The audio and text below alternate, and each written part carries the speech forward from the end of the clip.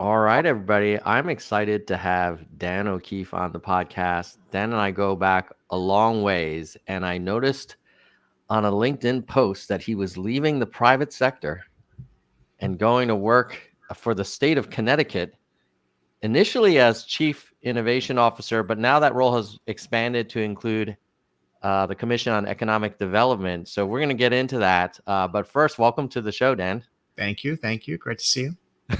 So tell us a little bit about your kind of background before formally working in the government. Like, what was your pre state of Connecticut life like? Yeah, I'll give you the longer story. And as I've gotten into public service, I've learned everyone has what they call a log cabin story. That is like Mm-hmm.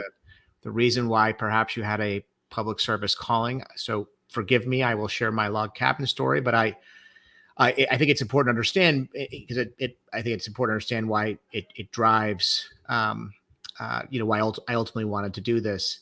So I grew up. My wife and I both come from incredibly humble beginnings. I grew up with 8 people packed into a 3-bedroom. My wife was the first generation of her family to attend college, but I got lucky in the sense that I have my mother who was a public school teacher and always taught us to question and be intellectually curious and to always believe that there could be a path out there that was perhaps not obvious, but that if you worked hard was obtainable, and to believe that there was a world out there that was bigger than that which you could perhaps see in the moment.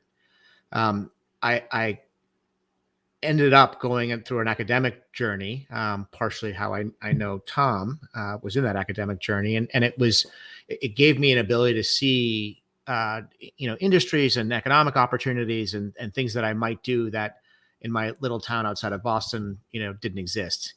And through that, I realized I had a love of technology. This is where I say I got lucky a second time, which is I came of age. My career began at the dawn of what became the commercial internet.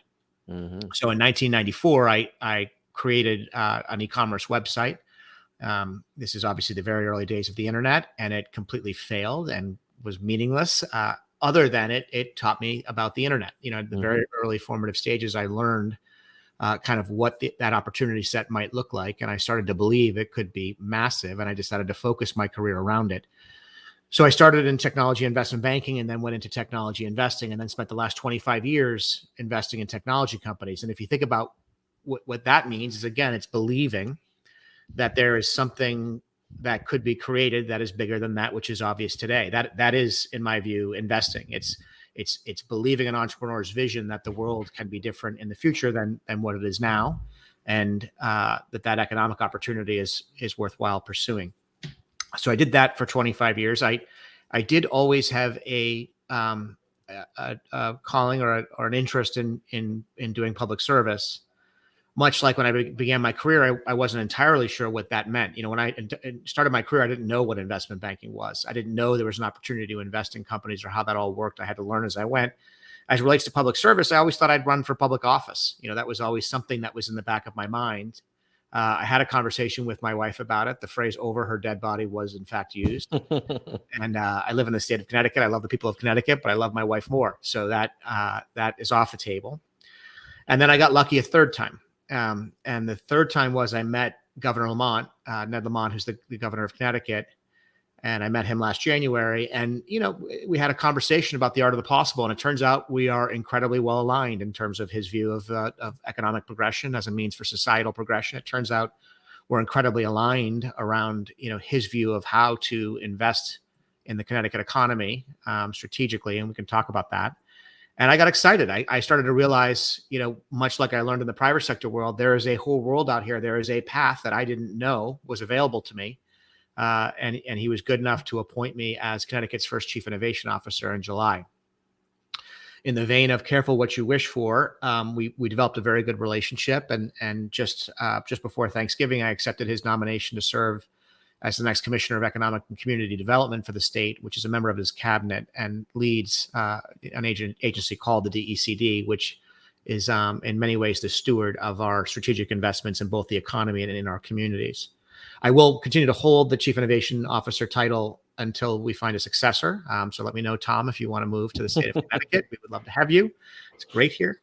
But I am actively seeking a successor. But the reason why I did that, when the governor asked me to take on this broader responsibility, it was very important to me. And I did say to him, while I'm honored and humbled to do it, I don't want to let the chief innovation officer concept go.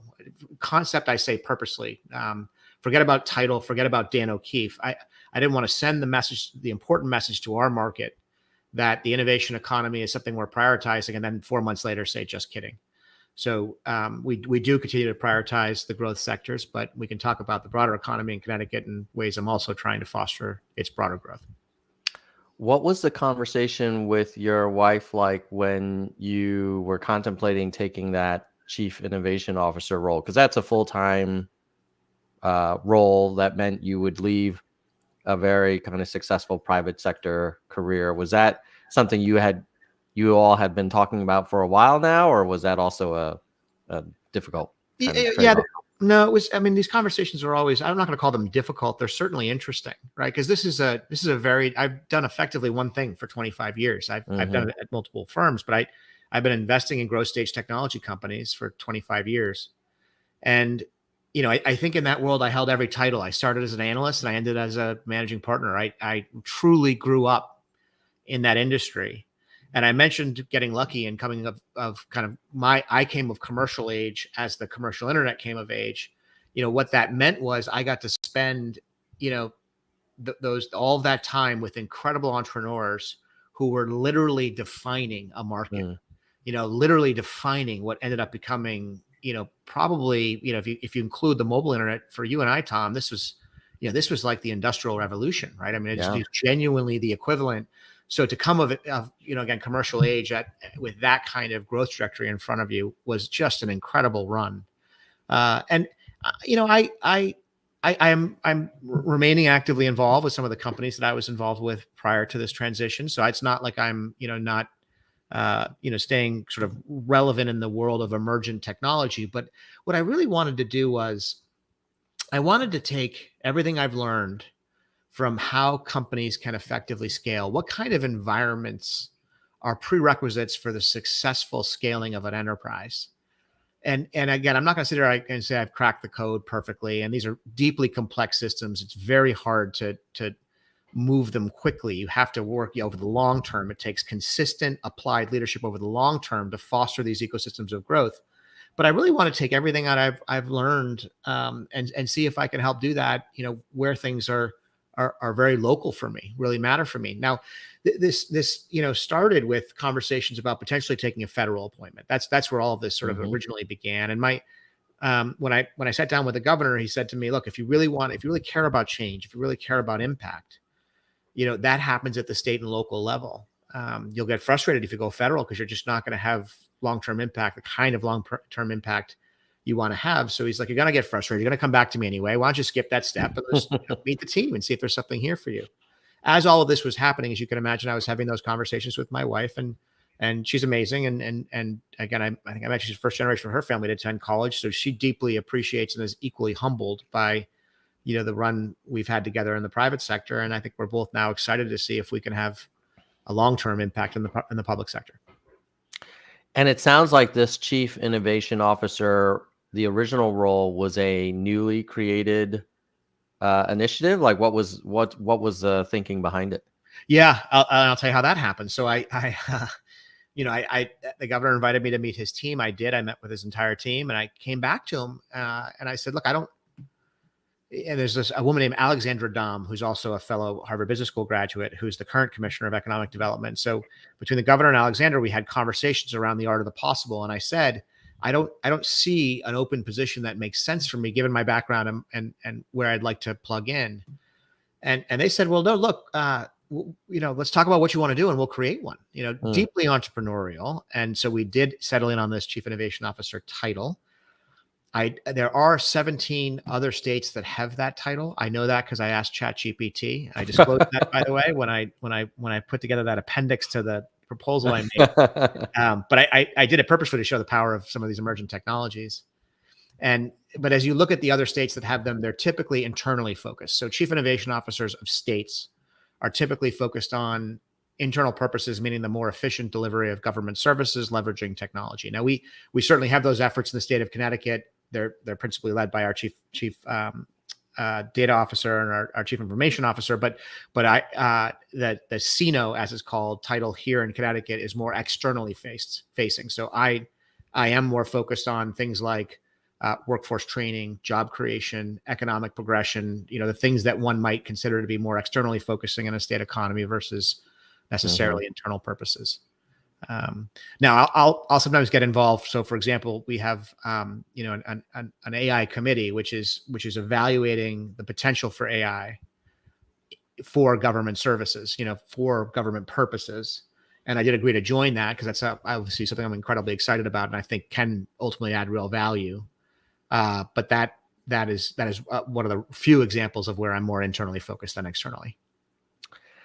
I'm guessing some people who are hearing this may have a bias for more of a kind of a laissez-faire free market approach to innovation, and may be wondering like, well, what is why should the state government get involved in that kind of thing? Let the private companies that you've been investing in for decades, like let them do what they do. Yep. And just like kind of get out of their way. How do you kind of respond to that? Totally agree.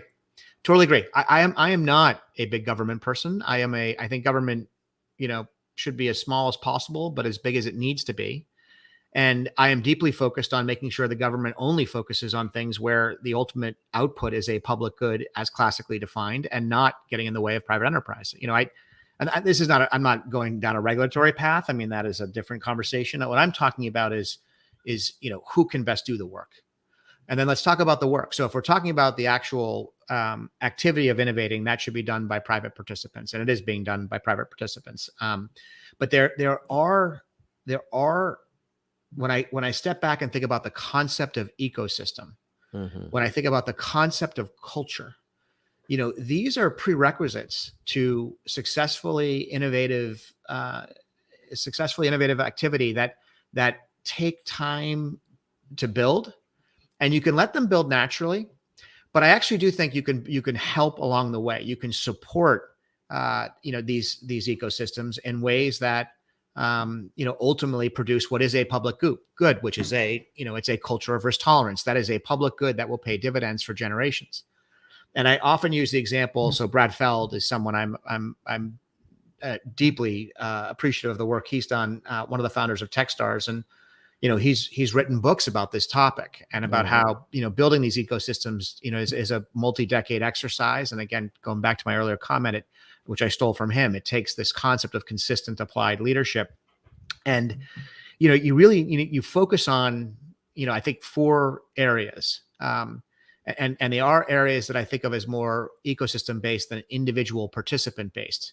So if you think about what, an entrepreneur needs to successfully grow and build a business. And there are lots of things I can't help with. I can't help with the idea. I can't help with execution. I can't help with, the team you decide to hire. There are elements of execution that is totally on the entrepreneur. But what I can help with is the environment in which that entrepreneur executes. So let's talk about some of those inputs. I can't help who he hires, but man, I can surround him or her with great talent. And so access to talent is an area where the state can be extremely helpful in facilitating. And it's facilitating not only in the environment where we're training great people. And in the state of Connecticut, we've got 2 great research institutions in Yale and in UConn, and then 38 other universities throughout the state that are producing incredible graduates. We can continue to invest in our capacity to build and train our higher ed graduates. Second piece we can do is on training and retraining. If I think about what happened with globalization, labor went where labor was cheap, and that transition happened more quickly than we were able to keep up with in terms of retraining our workforce towards industries of the future. Think about what happens with AI now. If knowledge goes where knowledge is cheap because it's enabled by technology, and we're a principally services-based economy, and by we, I mean the United States, not necessarily just Connecticut, we've got a real problem. And so I want to continue to focus on investing in our capacity to educate our workforce of the future. That's access to talent. Second thing is access to capital. I look at this as a lagging indicator. We do have a state venture capital fund called Connecticut Innovations. It's been around for 30 years, led by incredible people, but also making sure that, that those providers of capital, my former world, look at Connecticut as an environment where ideas can thrive, where companies can thrive, where people can build. Two other streams are around networks and networking and mentorship and technical assistance. So networks and networking is supporting these groups of entrepreneurs. And I used to focus on the concept of place. Let's help build physical places where entrepreneurs can locate themselves. This is lab space. This is co-working facilities. Helping those kind of physical places where entrepreneurs can innovate. The pandemic rewrote the rules on place. So I'm now focused much more on informal networks that are being created typically around an industry or a sub-geography in the state where perhaps an individual actor won't necessarily have the capital to do it, but with some support can create these aggregations of people. And that's where ideas can ultimately thrive, finding ways to make sure there's a strategic overlay of investing in and supporting in these informal networks, becoming a network of networks. I think is a third input. And then the fourth around mentorship and technical assistance. This is helping entrepreneurs understanding what resources are available to them right now.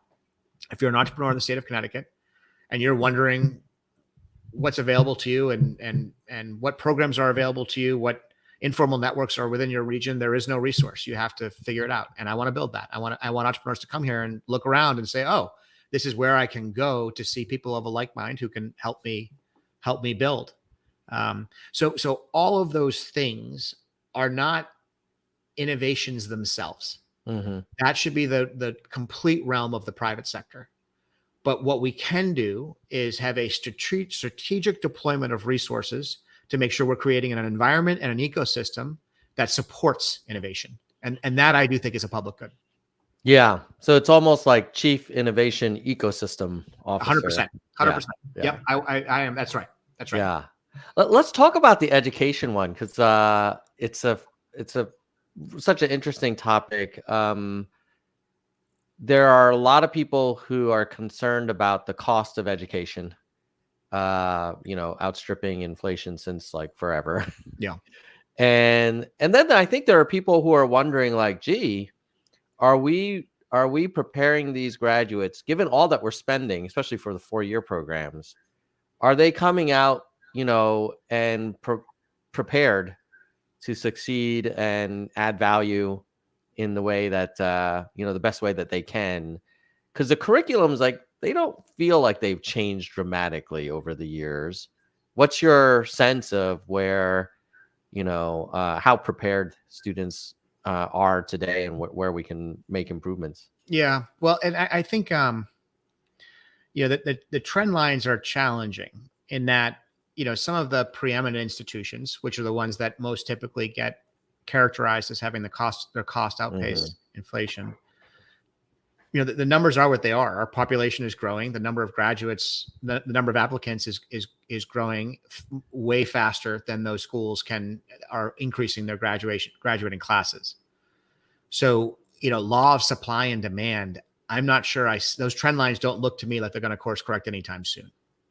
And I say that having attended a school which is experiencing that problem. And while I wish everyone on the planet could attend the great Brown University with the dean of admissions, that's a good friend of Tom's. But the reality is, that school is emblematic of many schools, which is that their acceptance rate is decreasing every year and getting incredibly small.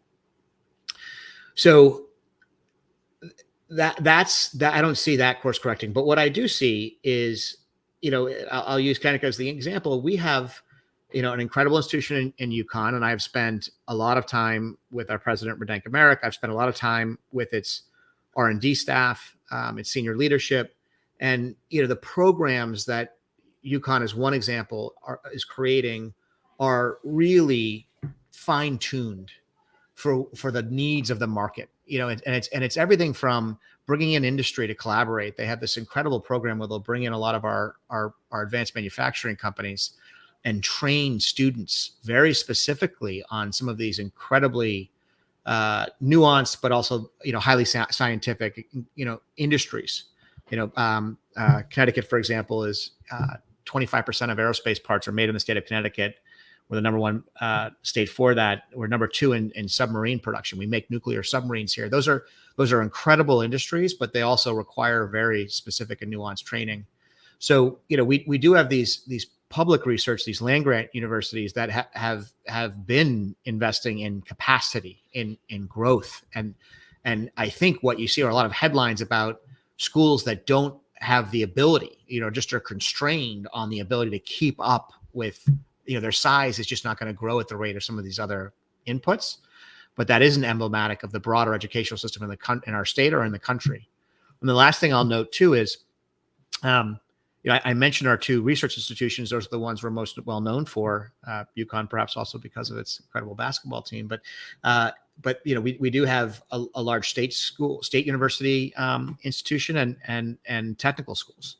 And we are, as a state, investing resources in growing that capacity, because frankly, that is capacity that is growable. Mm-hmm. Yeah. What do you think is, let's talk about the large kind of universities in Connecticut. How much input should the state have in those curricula? I could assume, like, if I were at Yale, I'd be like, hey, we've been around a while, like, we're welcome to, we know what we're doing, kind of thing. On the other hand, I guess if state funds subsidize some of that tuition or support students to go there, then maybe the state should have a say. How do you manage that relationship between the university and the state? Yeah, and look, Yale's not asking us for opinion on its curricula, to state the obvious, and nor would we opine. You mentioned state resources and therefore having a seat at the table. I for one, at least, I don't think of it that way. State public dollars should be leveraged for public purposes, but that doesn't mean all of a sudden we want to run the show. I'll give some examples of where we have collaborated with Yale.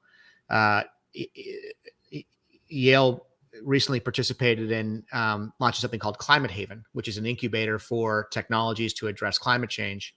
Yale recently participated around building a building in New Haven, where Yale is based, and focused on biotech. These are all examples where there was a collaboration between higher ed, the local community, and the state community in creating some of these spaces and these initiatives that are incredibly forward-thinking in nature. When I say we, I still have trouble thinking of myself as the state, but I don't think we should be running around trying to create ideas. What we do is when there is a great idea and there are great partners at the table, we only apply public dollars when they are alongside private dollars. For us, it's a big signaling effect. But when there are great people coming together to collaborate, those are the kinds of things where I would love to see public dollars be the third leg of the stool, to make sure it's stood up in a way that is truly statewide in nature. I'll give a couple more examples. We have a quantum consortium, and this is seeing Yale and UConn collaborate together again at its most senior levels around sort of next generation computing. And then we have a similar effort going on around artificial intelligence. Those are two areas where I don't think it's like arm wavy, shiny new toys or blips on the radar that won't necessarily sustain. I think those are two examples of incredible shifts in computing paradigms that will ultimately go on to create multi-billion-dollar markets. And I love the fact that our great research institutions are doing the work with incredible students and incredible professors to be at the forefront of them. Those are kinds of examples where I think it's not the state coming in and saying, hey, you should teach X, Y, or Z in terms of your curricula, but this is coming in as a true partner and saying, these are areas where we think, the state would benefit from real collaboration, and we can play a coordinating effect. And that is one of the benefits of having a senior position within an administration, is you can bring people together. Put aside the application of public dollars for a second. This is just simply the application of public time, which I guess is funded with public dollars. But it's rallying people together to catalyze coordination and collaboration. One great example of that, as I mentioned, AI. AI is a horizontal, but there are multiple verticals that will be impacted by AI. One of which is healthcare, and healthcare is a big sector in the state of Connecticut. It's a meaningful portion of our GDP. And just last Monday, we had an event that was at the intersection of AI and healthcare. We had all the senior folks from our healthcare systems attend and participate. And we had Senator Blumenthal, who's our senior senator, who is leading the AI task force on a federal level, come and talk to that group about his vision. So that's just the kind of thing where when you can do this right, I think the knee-jerk reaction of a lot of folks is, it's that old Ronald Reagan quote, I'm from the government, I'm here to help. That's the worst. This is, I think when it's done right, and that's what most people worry about, that like once the state is involved, it's going to be a problem. And I reject that completely. Now that I'm involved and I see the good that can be done, when it's a convening catalyst of bringing incredible people together to really talk, and it sends a message that it's a priority, so people pay attention to it. They take their most precious resource, which is their constrained time, and start to apply against these longer term projects and outcomes. I think that's actually super exciting. That's why I've really enjoyed the job. How do you think about measuring success for these efforts? I'm sure you have seen your share of slides summarizing OKRs and KPIs. Like, what is it like in the government? How do you know if your work is having impact? Yeah. Well, there's the highest level, which is GDP. That's Mhm. economic progression. And I track that incredibly closely, probably too closely. I analyze Connecticut like I was analyzing a company. And, Mm. in the state of Connecticut, we had 10 years coming out of the global financial crisis where our economy contracted on an inflation adjusted basis. It's now referred to as the lost decade. That was not a good decade. Since then, we had a global pandemic, but coming out of it, we've seen an incredible rebound in our economy. And we were the 7th fastest growing economy in the state last year. That's the first time we've been in the top 10 since 2004. Wow. We look at population growth. Our population declined in 2018, 2019. Since then, it's grown. Tens of thousands of people have moved here in the last 2 years. And if you compare that to other states, Massachusetts is losing people, New York is losing people. I have this thesis that the pandemic, none of us wanted a pandemic, but it may have rewritten certain rules in a way that's benefiting the state of Connecticut. If you don't have to necessarily principally choose where to live based on a commutable distance to a concrete box, why not live in a place where the quality of life is quite high? And we've seen that, over these last couple of years. And again, I'm trying to invest in it. So GDP progression, population is something I track closely. Job growth is an obvious one. So we have a group called Advanced CT, which is the business development arm of the state, focuses on business attraction and business retention, which is a big application of my time in this role as well. And, there we're focused on, just companies that are growing and are adding jobs. And, those are folks that will contribute back to the GDP numbers I mentioned before. And then workforce, retraining our folks for the jobs of the future. We have a job gap in Connecticut the same way we do throughout the country. There are more jobs open than people filling those jobs. And we're working towards filling those jobs over time. And that's certainly a KPI I focus on. And the last thing I would say is just equitable access. I mentioned I benefited personally. The innovation economy changed the trajectory of my life. Because I was able to get involved. It took me and my wife, from a place that was challenging to a place where we're humbled that we now have the resources to be able to pursue public service. I want to make sure we do the same for others. And when I say equitable access, I'm talking about equitable on, every regard. So making sure that anyone, regardless of background, however defined, is able to access a growing, vibrant economy. Yeah, I completely agree with you on the importance of that access. And I do worry that as the jobs of the future are kind of rewritten, the families with resources that have been able to provide all of this support to their kids and are probably going to do okay.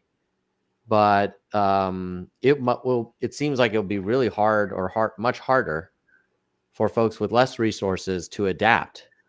And how do you think about closing that gap? I mean, the only way to do it is via education, and it takes time.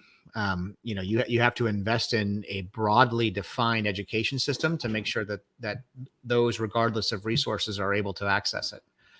And that's one of the challenges is we do have a system where resources beget resources. And it's not just in education. It's in, you look at our tax system. Capital is rewarded, labor is not. Capital compounds and is tax benefited. Labor is not. So those who are able to scale capital compound that benefit. You aren't able to scale labor. You can't monetize more of your time other than through hourly wage increases. It's just the nature of our system. By the way, that's why we have a progressive tax system in Connecticut. That's why we have a progressive tax system federally, and that's why I'm a deeply committed progressive. It's not because I want to take resources from those that have worked hard and give it to those who aren't working hard. That's often the brush that is painted around a progressive approach to taxation. I think it's incredibly important because it does say, to the broader system that the rules are not in your favor if you're not, one of those that are monetizing principally through capital, but they are, generationally with hard work, you can still break through. But so I think it's important to focus on education as one element. And then I do have a counter thesis to your point, though, which I just think is worth thinking about, which is you made the point, which I think is absolutely factually accurate, that those with resources are able to get the education, get the connections, get all the things that allow kind of success to beget success. But what if AI becomes the great equalizer? What if despite not having necessarily that same education, but if you understand how to leverage technology as a way to augment your skill set, what if that allows those who don't have the same access, the same educational resources to start to access those jobs that were historically done only by those that were able to go to pick your school or, pick your training ground, what have you? I wonder if that starts to be, people are worried about it taking knowledge work away. I'm just wondering if it shifts who can do knowledge work. Maybe it actually expands the audience of those who are able to do that knowledge work. Now that's just me. I have no idea. We'll have to see how it progresses. But I just wonder if we might be entering a phase where the nature of work gets redefined in ways that is sort of definitionally more equitable. I definitely buy that argument that it will break down kind of barriers to access to information, maybe on the scale, maybe more than the internet did. I think my concern is if everybody has equal access to all of that knowledge, I think there are other things around critical thinking, collaboration, communication, teamwork, executive function, like things that kids with families with a lot of resources can invest upfront. And and if you don't have a lot of resources and time and money and access to institutions, it's much harder. So it's like, yes, everybody will have access to BARD, to ChatGPT, but the ones that are able to apply it, right, and synthesize it and then get buy-in and execute and follow through, like that seems like it'll be a gap to keep in mind. Yeah. No, I think the gap you describe has existed for millennia, and it's coming back to this concept of compounding. It gets harder and harder to fill that gap as generations compound. This concept of the rich getting richer and the poor getting poorer. Look at the Gini coefficient in the United States; it's continued to rise, and I think it is one of the sources of, as that happens, that's when you see the rise of populism. That's when you see the rise of frustration, and you start to see isolationism. And I totally understand why. I don't blame those that get frustrated, that feel like the cards are stacked against them. So the only, that the AI component, I think, is just an interesting thing to see how that develops and impacts those trend lines. But that doesn't do away with the good work we need to continue to do. I serve humbly on a board of a nonprofit called the Opportunity Network, where we're partnering with 40,000 students throughout the U.S. who are high potential, but from historically marginalized communities. And the work that we do is to just try to help them understand the art of the possible, how to have how to network, how to source an internship, how to write a professional email, how to dress for an interview. Some of the skill sets that, for those that are from a bit more of a privileged background, I'm now disassociating historically marginalized from economics, but for those that are from historically privileged backgrounds, they get more of that support, they get more of that training, and that's one of those subtle issues that keeps a lot of folks from entering some of this types of jobs, these types of industries. Last question for you, Dan, before we wrap up. I appreciate your time here. When you think about your investing kind of experience and lessons you've learned, and now with your new focus on economic development, I'm curious to hear your take on what you think will be characteristics of winning companies in the future. We talked about employees and staff. Yeah. What makes a winning company that's going to be a great Connecticut company? Like what are some of the characteristics you'll want to you expect to see? Yeah, and I think I'll probably come across as sounding a little trite because I'm going to say some things that I think are obvious. But when I think about the companies I've been involved with in the past that have been successful, it really does come down to people and culture. I think about Daniel Ek at Spotify. He was, from the moment I met him, I could tell he was one of the greatest product visionaries on the planet. And every time I talk to him to this day, I'm blown away by, he's playing chess when everyone else is playing checkers. He's 10 years down the road in terms of where his strategy and his product is going. And he, like others I've worked with, have created just a culture of experimentation, risk taking, failing quick, iterating, trying again, experimenting. It's that cultural mindset of, I don't have everything figured out right now, but I'm okay trying, and everyone will be fine if I fail because we're going to try something else, and that we learn something from that exercise. I come back to this concept of a culture of risk tolerance. That's what I would love to see Connecticut become. Silicon Valley, and I'm not trying to replicate Silicon Valley, but it wasn't built in a day. It was built over the course of 50 years, and it's because it culturally created this concept of it's okay to try something even if it isn't obvious. And I think companies that embrace that kind of culture, accept the fact that they want to hire great people, and that those folks are going to try things and experiment and that's okay. I think that those are the types of companies we want to attract here. And I by the way, I also think every cycle of technology has accelerated, and it's expanded. So if you go back and you kind of look at everything going from client server to the emergence of the PC to so from mainframe, emergence of the PC, client server, desktop internet, mobile internet, whatever AI looks like next. Every one of those waves of innovation have been built on the last. You couldn't have had the mobile internet if you didn't have the desktop internet first. And the number of nodes that add to each of these networks just expands exponentially. And so I think that the opportunity set keeps getting bigger, but that the underlying market dynamics move that much more quickly. Mm-hmm. So the most successful companies are the ones that culturally don't get stuck in one way of doing things, that embrace diversity of input, healthy debates about where the world is going and where that company is going, and then iterate and move very quickly when they inevitably find out they're wrong, right? Because it's, no one can predict the future perfectly. So to me, it really does come back to culture and people. Love it. Anything else that I didn't ask you, Dan, that you wanted to share as it relates to your work in Connecticut? Maybe just a pitch. I assume the audience here is mostly folks that are in the private sector, and I was warned before I did this to prepare to be frustrated. People said it's going to move slowly, and you're so used to like extremely smart, dynamic people and bureaucracy and blah. None of it's true. None of it's true. These are incredible people, all of whom could be doing something else for more money. The people in public service are doing it because they care. They're mission driven, and they're incredibly smart, and they're working incredibly hard. And I'm humbled to play some role in working with them. I actually think the problem in government service is not the quote unquote bureaucracy.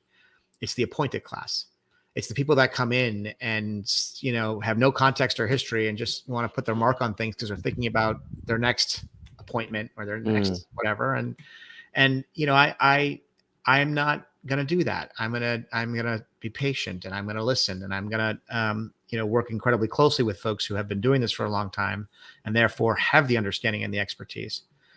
So my pitch to your audience is, I hope some of you will consider this, that we need great people to come in and bring fresh thinking. At the end of the day, government is a meaningful portion of our economy, and there are public goods that investment in that public economy, ultimately can matter and change people's lives. So if anyone ever wants to talk about coming into public service, let me know. If anyone wants to move to the state of Connecticut and build a business here, let me know. Love it. Well, thanks, Dan, for coming on, and definitely thought-provoking stuff, and appreciate the shout out to our mutual friend at Brown, which some people call the Bowdoin of Rhode Island. We wish. Take care, Dan. All right, Bye. Bye now. All right. Dan O'Keefe, focusing on innovation and now head of economic development for the great state of Connecticut. Some takeaways. One is, it's so great to see people who could continue to pile up resources in the private sector to say, hey, I'm going to do something for, my community, my state. Have nothing but admiration for that. Two is, it'll be interesting, to catch up with Dan maybe a year from now and find out, hey, man, how's it going? What are some of the things that you've done that you're starting to see get traction? What are some learnings? And three, it was just super thought-provoking around thinking about the impact of AI on sort of inequity in society and access to knowledge. I think he makes a good point that there's a lot of things that were exclusively accessible to people with privilege that kind of like the internet will make it much more democratized. So super cool. I wish we could have spent more time. Obviously, we could have spent hours talking about the role of education, specifically. I get it that he doesn't want to tell the colleges and universities what to teach. At the same time, given how much society invests in four-year colleges, how do we make sure we're getting maximum benefit to society from that work and that investment? But yeah, cool stuff, and agree with engaging life's moments that he's definitely not afraid of AI. I think Dan's pro AI, pro innovation. So thanks to Dan again for coming. I want to also thank people who make this content possible. And those are some of the channel members for Nerds for Humanity on YouTube. Our biggest supporter is Soldier One. He is a executive vice president, and you can support this channel and this content too by going to Nerds for Humanity on YouTube and clicking the join button. At the VP level, we have Kristen and Bike. Next level down, we have the hardcore nerds: Gene, David, DK, Jackalego, Mr. History, Mona, Vaughn, Yang, Dean, Galessa, Jay Perrin, Dana, Jason, Daniel, Mickey, Yoda, Unkiyu. And then at the entry level, verified, only $1.99 a month, cancel anytime: Lisa, Brandon, Sophia, Doris, Emerald, Ben, Shoni, Dr. William, Karen, Mai, Brittany, Lori, Wana, Kevin, Hope, T, Jeremy, David, Nicholas, Mike, Zig, Roberto, Jackson, Lantern, Cindy, and Alice. So let me know in the comments what you all think.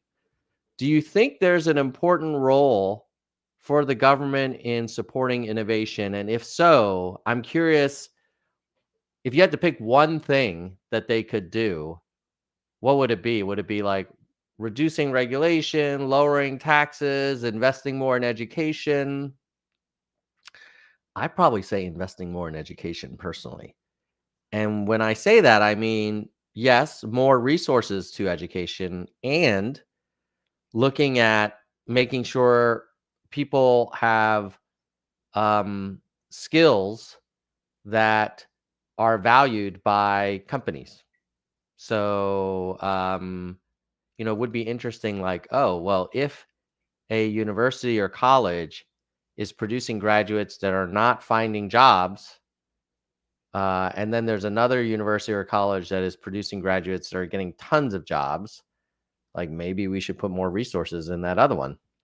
But let me know in the comments what you think, and hope you all have a great rest of your day. Bye, nerds.